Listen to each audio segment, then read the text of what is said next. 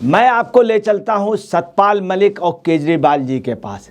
देखिए किस तरह से देश में षड्यंत्र किया जाता है, सीधे साधे बेबाक बोलने वाले लोगों को किस तरह से मिसगाइड किया जाता है, पॉलिटिकल कैरियर और पॉलिटिकल कैरेक्टर ख़त्म किया जाता है छद्म राजनीतिक लोग।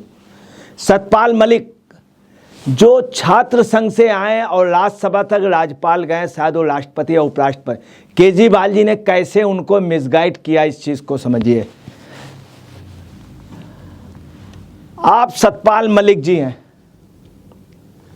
जिनका एक रिकॉर्ड रहा कि वो हमेशा मीडिया में आने के लिए बोलते रहते हैं। 300 करोड़ रुपए की बात इनको ऐसे लोगों ने मनगढ़ंत बता दी, इनसे बयान दिला दिया, इनको यूज़ किया। इनको ना विपक्ष ने राज्यसभा दिया ना ही वो दिया, जबकि दिल्ली में सरकार है, विपक्ष की तमाम जगह है, ममता बनर्जी की है। केजरीवाल ने कुछ नहीं दिया और केजरीवाल ने उसका। देखिए केजरीवाल ने किस तरह से इनके नाम का यूज़ किया, आप इस चीज़ को समझिए। आप देखिए ये है मिस्टर केजरीवाल जी। केजरीवाल जी ने किस तरह से सतपाल जी का यूज़ किया। पूरे देश आपके साथ है। सर्टिफिकेट कौन दे रहा है? केजरीवाल, वो भी ऐसे प्रदेश का जो पूरा प्रदेश भी नहीं है। हेमंत बिश्व शर्मा ने कहा कि आप नगर निगम के वो हैं। खौफ के इस दौर में आपने बहुत साहस दिखाया, ये बोल रहे हैं अरविंद केजरीवाल। खौफ के इस दौर पे आपने बहुत साहस दिखाया। खौफ इनको है किसका? ला लिया था, 9 घंटे बैठा रहा, हंसते हुए गए थे, दांत बाहर दिख रहे थे, बाद में नहीं दिखा। खौफ के इस दौर पे आपने बहुत साहस दिखाया, ये कह के उनको पानी पे चढ़ा रहे हैं, क्योंकि ये खुद खौफ से गुजर रहे हैं। सर वो कायर हैं, सर अब उनको सर बोल रहे हैं, वो कायर हैं। आप प्रधानमंत्री को अनपढ़ बोलते हैं और एक पूर्व राज्यपाल को सर बोल रहे हैं, ये आपका सोच है। वो कायर हैं, सीबीआई के पीछे छिपा हुआ है। वो कायर है सीबीआई के पीछे, मतलब ये मोदी जी को कह रहे हैं सीबीआई के पीछे छिपा। और ये कहाँ छिपे हुए? आपका कार्यकर्ता कह रहा है कि जो ये षड्यंत्र हुआ है संजय सिंह के साथ, सिसोदिया के साथ, जैन के साथ, जो जेल में हैं सिसोदिया और जैन, उनके पीछे अगर कोई मास्टरमाइंड छिपा हुआ है तो ये केजरीवाल है। ये कहाँ छिपे हुए हैं? जब इस महान देश पर संकट आया है, जब इस महान देश पे संकट आया, मतलब जैसे कोई बहुत बड़े हों, त्रेता युग से आए हों और लंका के राजा रहे हों, जब इस महान देश में संकट आया, आप जैसे लोगों ने अपने साहस से उसका मुकाबला किया है। मतलब कि उन्होंने मुकाबला किया, सतपाल मलिक ने। सतपाल मलिक ऐसा नहीं कहते हैं कि मैंने बहुत मुकाबला किया, इन्होंने कुछ नहीं किया, सतपाल मलिक ने मुकाबला किया। मतलब उनको पानी में चढ़ाना है, झाड़ पे चढ़ाना। इसके बाद क्या? वो अनपढ़ हैं, भ्रष्ट हैं, गद्दार हैं। वो अनपढ़ हैं, वो भी पोस्ट ग्रेजुएट हैं, उनकी सर्टिफिकेट बाकायदे यूनिवर्सिटी में बोला डिग्री। जब मुख्यमंत्री हुए थे तब उसने उस यूनिवर्सिटी ने उनको किया था, वहाँ बोर्ड लगाए गए थे। जब मुख्यमंत्री बने थे मोदी जी, वो भ्रष्ट हैं। भ्रष्ट के कोई एग्जाम्पल नहीं दे पाए। इनके ऊपर दारू घोटाले के, शराब घोटाले के, तमाम भ्रष्टाचार के, इन्होंने उसको बुलाया था सचिव को, और सारे वो इन्होंने डिलीट किए वो। इसके बाद क्या? गद्दार हैं। गद्दार ये किस उससे कह रहे हैं पता नहीं। और गद्दार की ये पोजीशन है कि गडकरी और जेटली से इन्होंने माफ़ी मांगी थी जब मामला हुआ था, वहाँ जाके हाथ जोड़ने गए थे। वो आपका मुकाबला नहीं कर सकता, वो आपका जैसे कोई लड़का हो, वो आपका मुकाबला नहीं कर सकता है। फिर आप आगे क्या बोल रहे हैं? वो मतलब मोदी आपका मुकाबला नहीं कर सकते। आप आगे बढ़ो सर। ये बिल्कुल झाड़ पे चढ़ाने का एक व्यक्ति आज इतना बड़ा नेता होता, राष्ट्रपति या उपराष्ट्रपति होता। आप आगे बढ़ो सर। सतपाल मलिक धनखड़ से भी सीनियर थे हकीकत में। आज इन्हीं लोगों ने उनका बिल्कुल कैरियर ख़त्म कर दिया। आप आगे बढ़ो सर।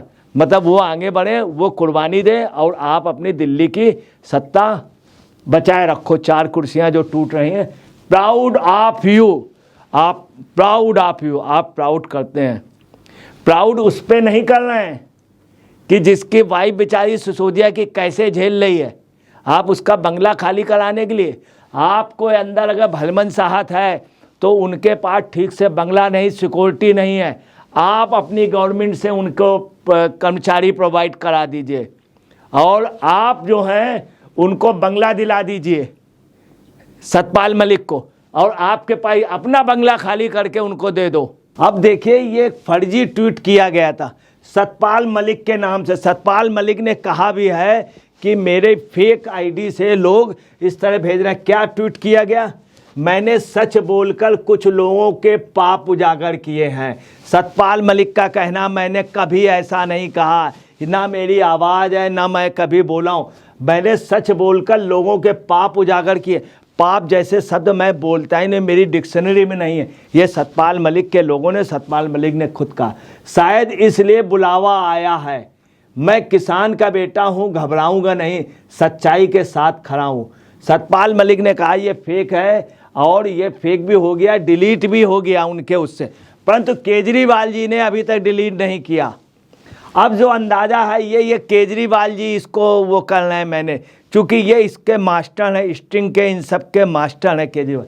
फिर आप देखिए कि अरविंद केजरीवाल जी क्या है, देखिए क्या कह रहे हैं। और देखिए ये वही ट्वीट है जो इन्होंने किया है केजरीवाल जी ने, और वो वाला ये जो है ये सतपाल मलिक के उससे डिलीट हो चुका है, परंतु अपने उस पर ये डाले हुए हैं अभी भी। ये है इनका केजरीवाल जी का दोहरा चरित्र।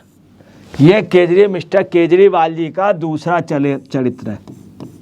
अब ये देखिए ये सतपाल मलिक साहब हैं, आप श्री सतपाल मलिक साहब हैं, गवर्नर रहे। आपने खुद अपने उस पर दिया नकली अकाउंट, लोगों से सावधान। उन्होंने बेचारों ने ये किया, किस तरह इनको षड्यंत्र में फंसा, चूंकि शरीफ आदमी थे।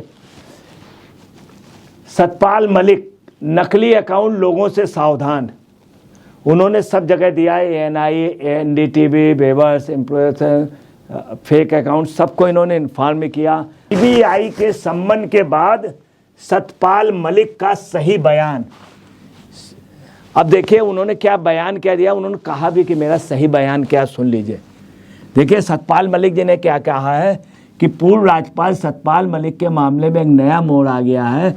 मलिक ने मीडिया से खास बातचीत के दौरान कहा है कि उन्हें केंद्रीय जांच एजेंसी CBI के दफ्तर नहीं जाना है, बल्कि CBI के अधिकारी खुद उनसे मिलने के लिए घर आने वाले हैं। पूर्व राज्यपाल सतपाल मलिक की ओर से लगातार आ रहे बयान के बाद सियासी माहौल गर्म है।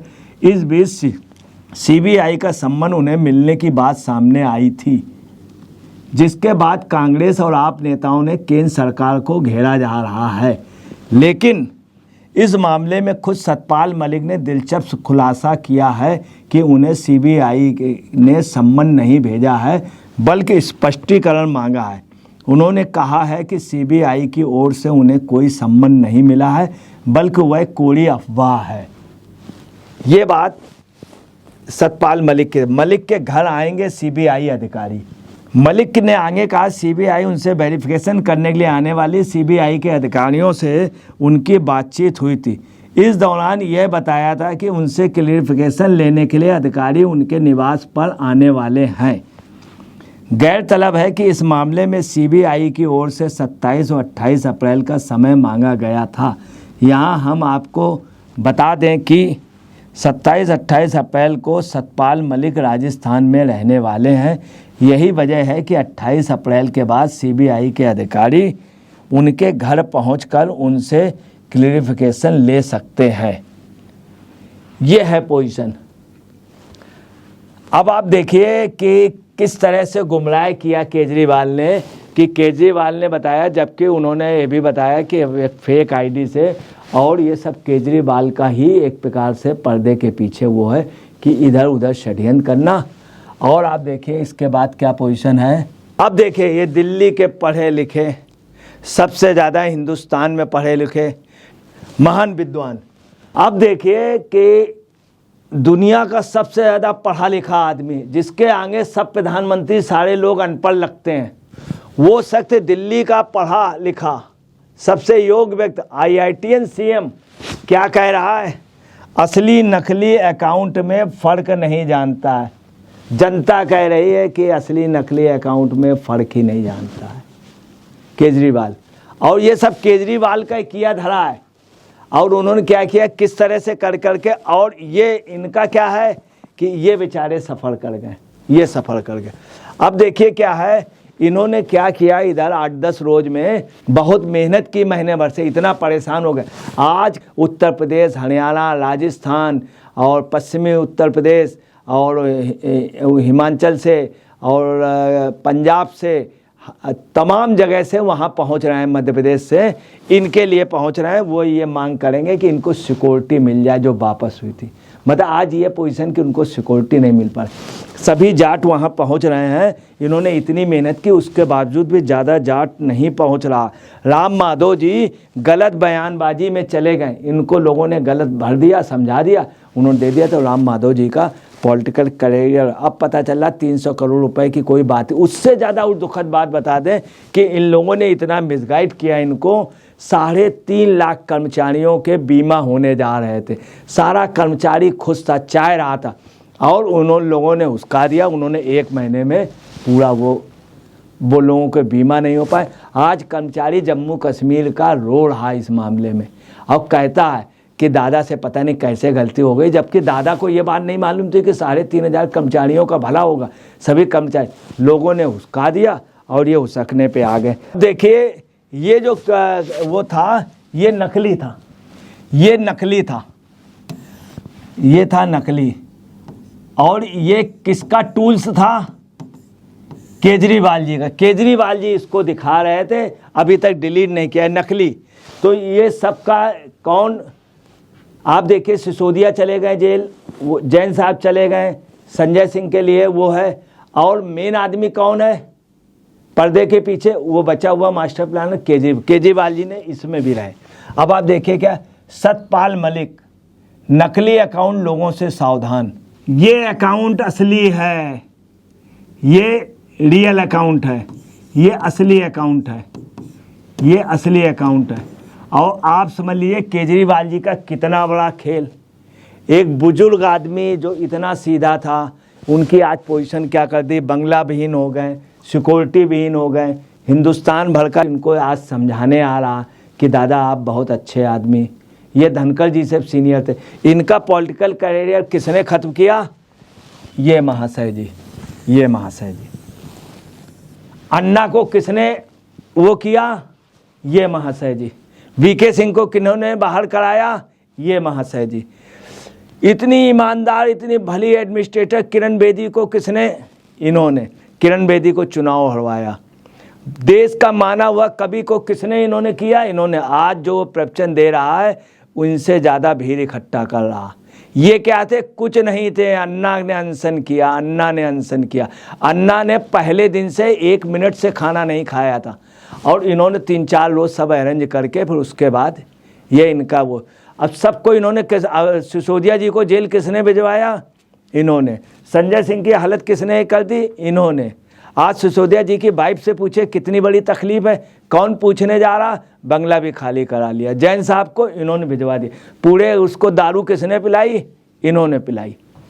अब देखिए किस तरह से आज की डेट में भारत की राजनीति में किस तरह से लोग, गलत लोग, कोई जाकर के ब्रिटेन में जाके भारत की बुराई कर रहा, कोई कहीं कर रहा, किस तरह किया था। सतपाल मलिक का ये ट्विटर नकली अरेंज किया गया। मैंने सच बोलकर कुछ लोगों के पाप उजागर किए हैं, शायद इसलिए बुलाया आया है। मैं किसान का बेटा हूँ, घबराओ नहीं, सच्चाई के साथ खड़ा हूँ। CBI।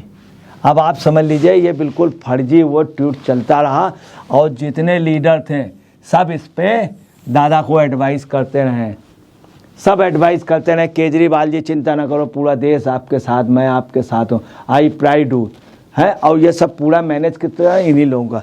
अब देखिए सतपाल मलिक, ये सतपाल मलिक का जब उन्होंने, तो बिल्कुल देखिए सब ब्लैंक हो गया सब कुछ, चूँकि फर्जी लोग फर्जीफिकेशन कर रहे थे। देखिए कि वो तो केजरीवाल जी का था, और ये है कांग्रेस का षड्यंत्र।